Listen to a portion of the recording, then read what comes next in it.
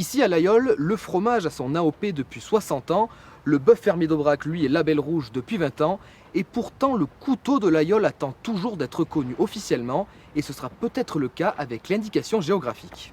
Et dans les rues, les promeneurs du jour soutiennent clairement l'initiative.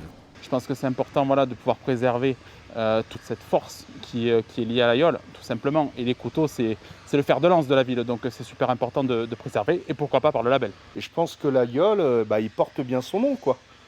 Donc, vaut mieux faire travailler un petit peu notre pays, notre région ici, qu'on est dans l'Aveyron.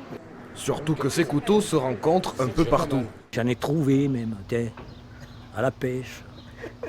2 avec le bouchon en liège. Le mec, il avait ouvert, il avait tellement bu qu'il avait tout paumé. Une réputation qui entraîne malheureusement la contrefaçon. Pour que le nom l'Aïol retrouve un sens, cette indication géographique rassemble 7 artisans dans un secteur bien précis, 24 communes du nord de l'Aveyron.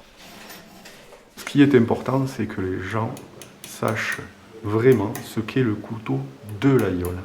Moi, je fais des salons, des marchés, et souvent, la question, c'est est-ce que c'est un vrai couteau l'Aïol? Voilà. Là, on aura, entre guillemets, plus qu'à dire, oui, c'est un couteau IG, couteau de l'Aïol.